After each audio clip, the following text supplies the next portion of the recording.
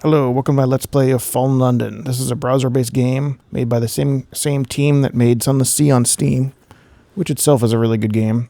This is in the same universe as Sun the Sea. It's very thematic with H.P. Lovecraft, Cthulhu. It's really well written. I've played before. I've gotten to the early game, but never really saw the middle or late game.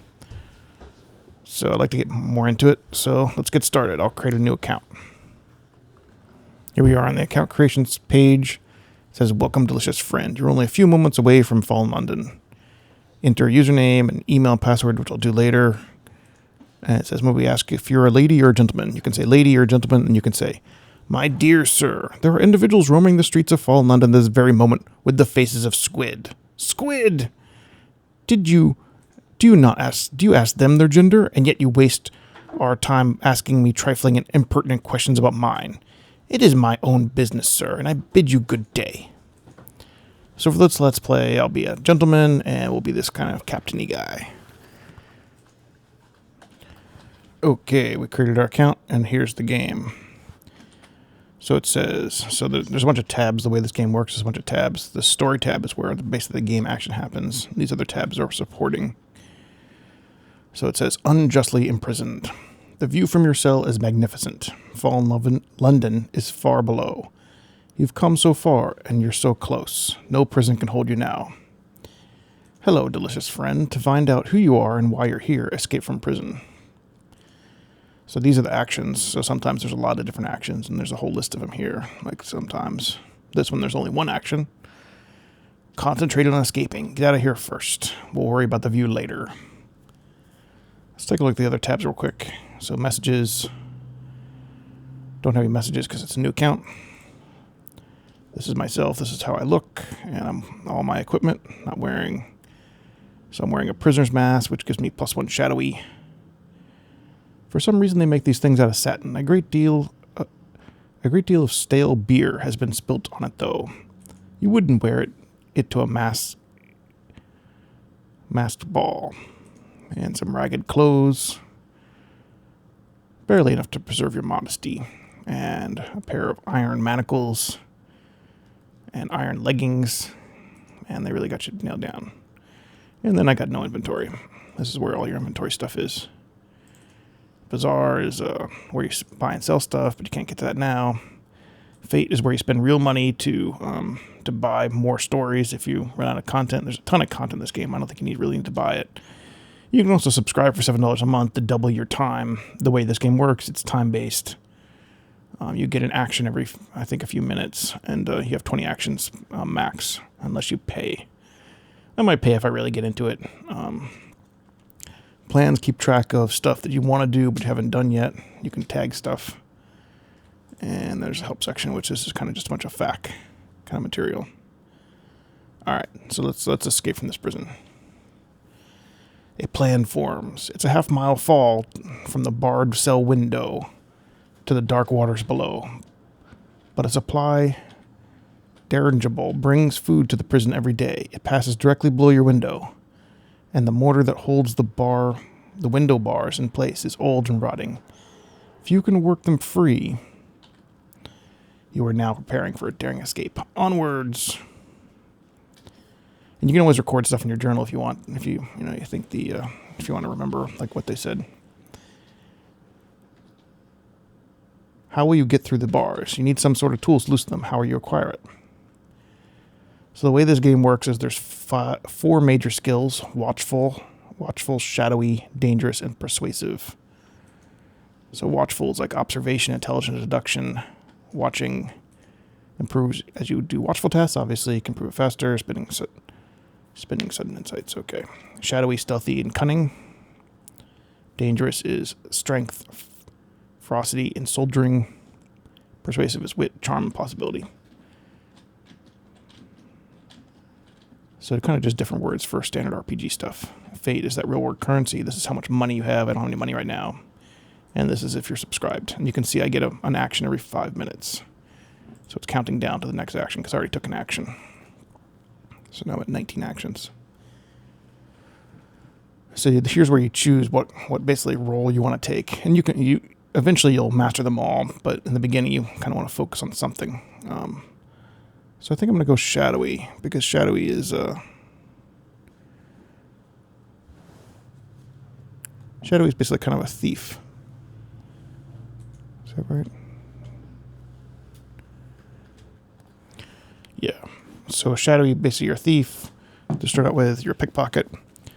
If you play as dangerous, you're kind of a thug. Like you fight people. Persuasive is kind of like your. I think you play as a poet, and you're trying to charm people. And watchful is like you're kind of a reporter, just like watching over things. All right, so I'm gonna play as this one. Okay, a daring theft. As the goaler turns to leave the cell, your hands shakes out swiftly and silently. You snag the cudgel. It takes you a good half day to scrape away the mortar, but alas, the bars are loose. You succeeded in a shadowy challenge, and then you got to. So as you do challenges in this game, these things rank up.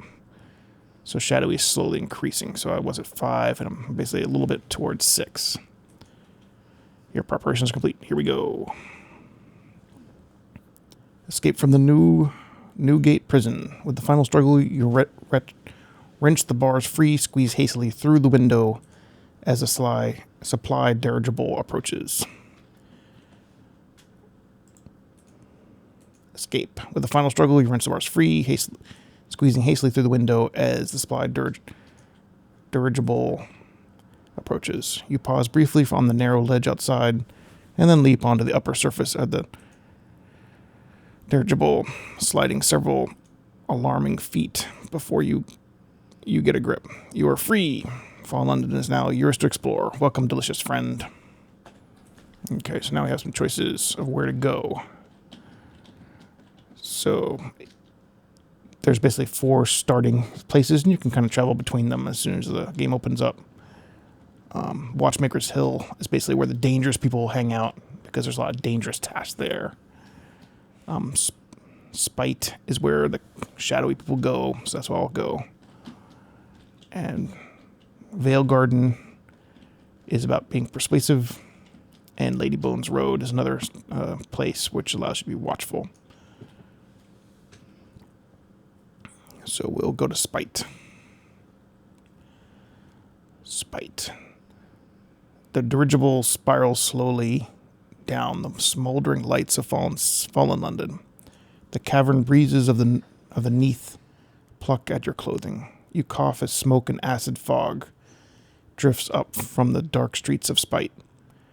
As the dirigible passes the spire of all Christs, you leap to safety. You clamber down the shadows of Spite, avoiding the nests of bats and ravens. You've just arrived in Fallen London. We'll tell you more about the city soon. You completed your daring escape. You're free. All right. 1,000 choices. You're out of prison, onto the streets. Now you're free. You'll find many more choices available to you. Explore Fallen London. Grow wise, strong, cunning, and rich. Make your name. While you're exploring your city, look for opportunities to make your name by accomplishing noble feats. As you become better known, more opportunities and stories will become available to you. Also, you're homeless. You should do something about that. No longer a new arrival. Now there's an opportunities deck, and the way this works is every once in a while cards appear in this deck, and you click on them, and it will give you an opportunity. And this is kind of another action you can take in addition to all these ones down here. And then there's 5 cards waiting, and you get another one in some time limit, 8 minutes or so. All right, so here's all the different things I can do right now. So I can travel. So right now I'm in Spite, and I can go to the different places that we just listed: Vale Garden, Watchmaker's Hill. And I don't think it takes actions to travel, so I'm at 17 actions. So if I jump to this one, it still says 17. So travel is free, which is nice.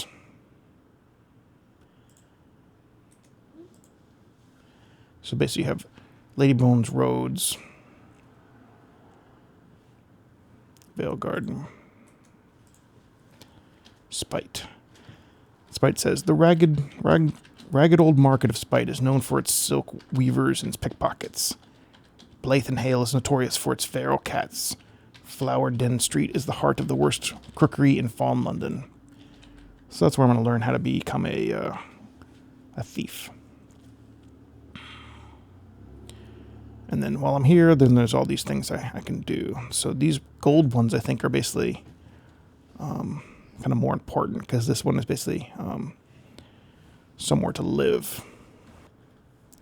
Yeah, like the ones in white borders, like this one, is just a normal, ordinary story or action.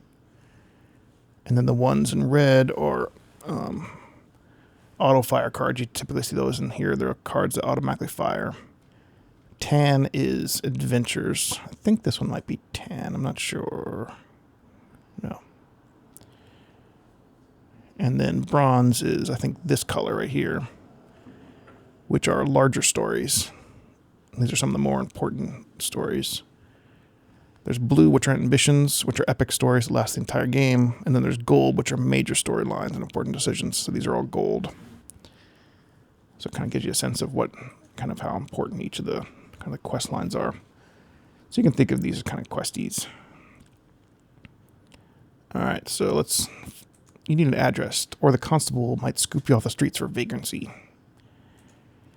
And then these icons basically tell you how you've unlocked it, like, and what happens. Like, so in order to get this one, you have to have all these things unlocked. Sometimes it'll tell you what you need to pay. So we've unlocked this by not having any lodgings. So we'll do that one. Find somewhere to live. You need an address, or the constables might scoop you off the streets for vagrancy. Besides, it's cold out here. And where would you invite your friends to? Once you have a place to live, it's much easier to find other stories. Make this an early goal. Charm your way into someone's house. It's a high-risk challenge.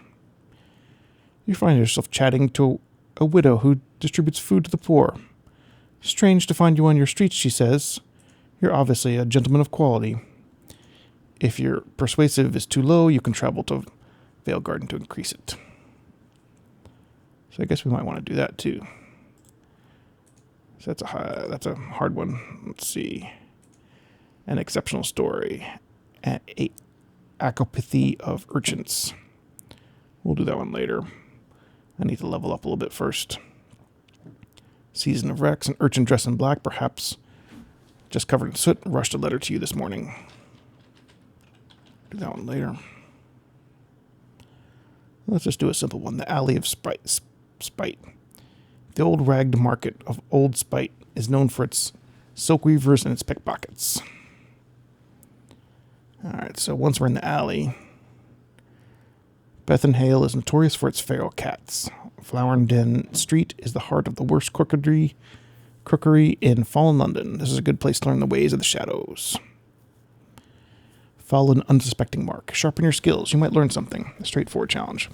So basically the way this game works is the harder it is, the more likely you're going to learn something. If it's really simple, you probably won't learn anything. But we can try this one.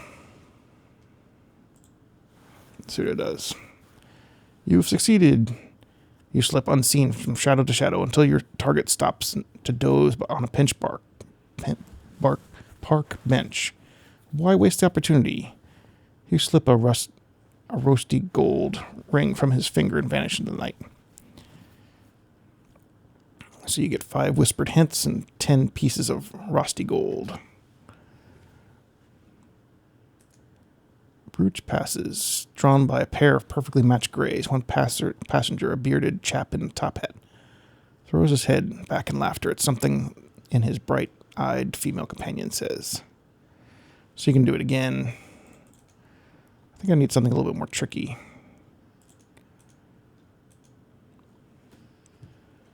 Eavesdrop, a random target. Secrets are valuable in Fallen London. If you can get close enough to overhear, you might benefit accordingly. On several occasions, you get close enough to listen in. You pick up a few intriguing scraps. I got 10 whispered hints. So now I have 15. So if you go to the myself tab, you'll see what I have. I have the Rusty Gold. Traditionally, if you've paid this in, you're paid in this if you kill something. Note, this may not contain actual gold. Many tasks in Watchmaker's Hill pay out Rusty Gold. Commonplace. Inscribed in tiny letters on a slip of paper small enough to tie to a raven's leg. Click on this item to use it. So some items are like usable. You can actually get item kind of a branching quests off of that thing. So now I have 15 tasks. Let's keep messing with the alley. The Cats of Spite. Fallen Hunters pursue cats avidly. Why? You can lock this with 6 shadowy. Needed 5. So if you have less than 5, you can't do it. But I think you start with 5, so I always unlocked. Catch a cat, catch a secret. A toothy footpad confides. Can be tricksy though. Ooh, black cat's almost impossible. 7% chance, 20% chance. So basically, there's all kinds of cats that are different strengths of secretness. Cat catching. If you catch the right one, it'll tell you a secret. It's bad luck to hurt them, and it's damn hard to sneak up on a cat. Catch a cat to gain whispered hints. Catch a cabby tat. They say all cats are gray in the dark, but tabbies are the most talkative and least useful.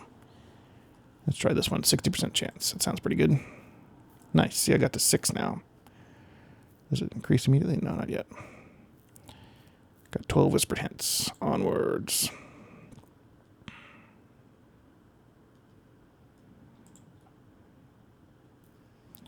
Shadowy is increasing. Surprised this doesn't refresh.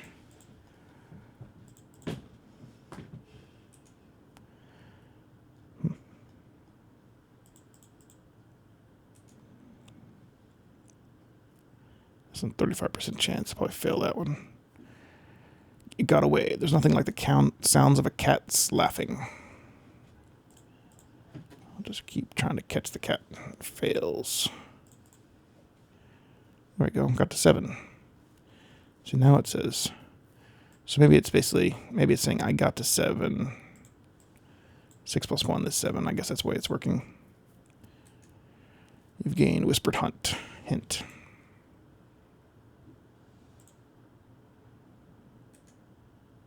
Got it. Eventually it swaps its secrets for its freedom. I like how these cats are telling you all kinds of secrets. Very strange. So once we're done catching cats, we can go back. Go to the alley. Okay, so we've seen the cat one. Couriers work. You've learnt the ways around the alleys of Spite. Can you use your knowledge for gain? Speed, stealth, silence. The Ministry of Decency opens letters. Postmen are hurried to distraction by savage cats. Many desperate souls turn to private couriers for help. A courier job. The costermongers of Spite sell chestnut mushrooms, blind cave herring, smoked bat, and secrets. The steely-eyed costermonger needs you to take a secret to a colleague 5 streets away. Time is of the essence. Take a long, unobserved route. You'll probably get there on time. You won't earn a bonus. 100% chance. Success. Attempt to a shortcut through a more dangerous area. You might earn the bonus, but there's a significant chance you'll get lost. And a tiny chance you'll get eaten. 80% chance. Take a message to the river. The coastmonger has no message. Pouch for you today. Instead, you are to make your best speed to Soakwood Bridge and whisper certain words to the water under the northernmost arch. This has an unusual and much greater reward. Costs 5 fate to play, which is that currency for money. You don't usually have to play these things, though. They're just for extra content. So we'll try to make the dangerous area. well ahead of time. The costermonger grins when you turn. Nice work. Here's a little bonus for you. You've learned something about keeping an eye open too. Shadow is increasing. Now we have Moon Pearl. Down here, there's the only way to know what phase the moon is in. Watchful is increasing. So now that we've seen the game a little bit, one of the things I want to do is flip over to Reddit. There's a spoiler light lore guide, which I think is very helpful to read. So I want to read some parts of that because I think it's kind of hard to get a sense of what this game is, the backstory of this game. And this is all. So let me just read this. This is useful for that to get a sense of what we're doing here. At present, there's no good one-place guide for Fallen London lore for new players. The lore collection in the sidebar is excellent, but it's incredibly spoilery. The purpose of this guide is to provide a sort of orientation for new players to get a grip on the basics of Fallen London, what Fallen London is, and what life is like down here. The general guiding philosophy behind this guide is that we'll only discuss what is common knowledge in Fallen London, meaning that anything your character would know or can easily find out by asking a stranger on the street politely is fair game. Anything the Ministry of Public Decency would censor is right out. Some people will object that it means I'm leaving out incredibly important lore points, and to a certain extent I am, but those points are supposed to be secret. Anything to do with, say, judgments is massive spoilery territory. So I think there's a couple sections here that I'll read because they're pretty good. So the fall of London. In 1861, Albert Saxe-Coburg-Gotha, Prince Consort of the United Kingdom, died of typhoid fever. He left behind his grieving widow, Queen Victoria. In all reality, his death left her emotionally devastated. She wore mourning black for the rest of her life. In the world of Fallen London, however, she was granted an opportunity. A year after Albert's death, she was approached by strange individuals wearing long cloaks and speaking in shrill, high-pitched voices. They explained that they were merchants and that they wished to make a purchase, the city of London, in exchange for her beloved's life. She accepted. Overnight, London was swallowed up by a cloud of bats. The exact details of what happened during the fall are rather shaky, but somehow they pulled it beneath the earth, down into an enormous cavern, a mile underground. It landed on the western shore of a vast underground ocean, crushing an existing city beneath it as it did. One building from the previous city, however, survived the fall perfectly intact, a monstrous, hulking agglomeration of black spires covered in strange red symbols. The cloaked figures explained that this was the Echo Bazaar, and that they were its masters. The Nirth. London is now located in Nirth, an enormous underground cavern located roughly a mile underground and below the Mediterranean. Much of Neath, I guess underneath, Neath is taken up by an enormous body of salt water called the Undersea. In addition to several islands in the sea, there were two major continents, a western one which Fallen London is located on the east coast of, and the southern one called the Elder Continent. This map is canonish but not perfectly accurate.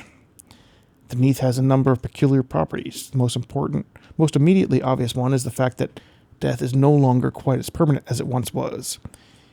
As long as you remain in the Neath, you will eventually recover from almost any injury.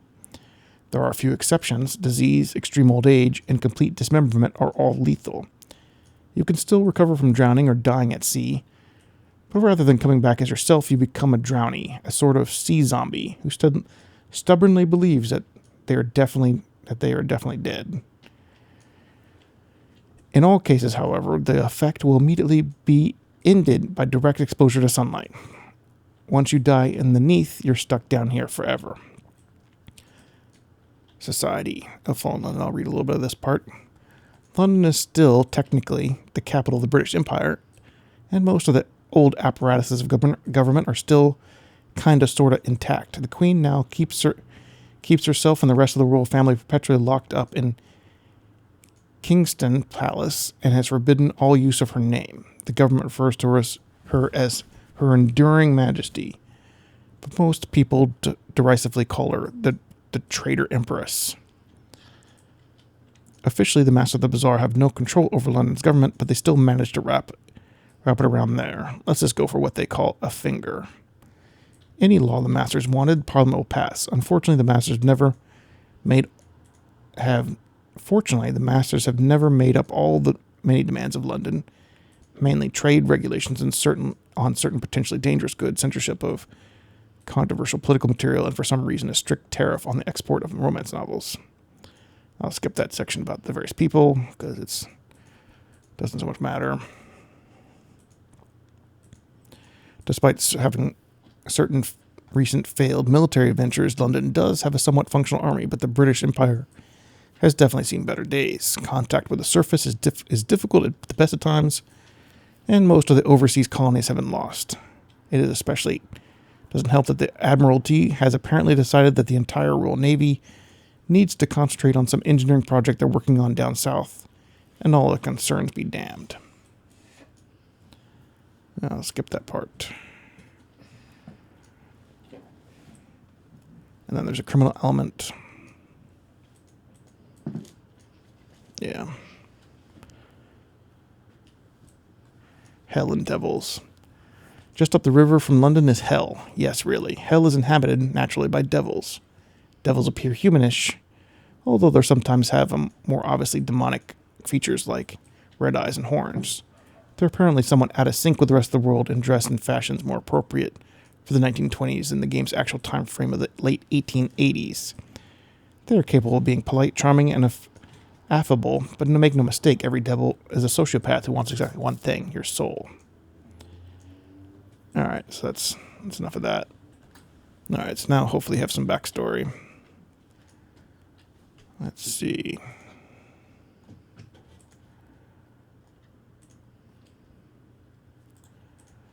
So, let's see. Now I can, in the rent a room section, this has popped up, rent a room. A payment of whispered hints will cover you for now. Steal whispered hints in spite, or travel to Lady Bones Road to acquire them honestly. You've acquired 63, you need 50, so I'll do that, rent a room. Well done, a place to call your own.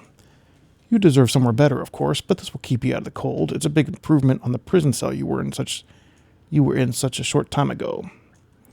Finding better lodging increases the number of opportunity cards you can keep in hand, and you'll have other advantages. With enough wealth and the right connections, you can have your own hunting lodge, paddle streamer, or merchant's palace. Onwards.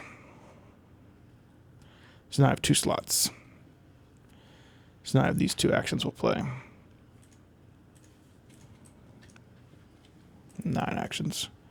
That's a good stopping point for the episode. See you next time on Fallen London.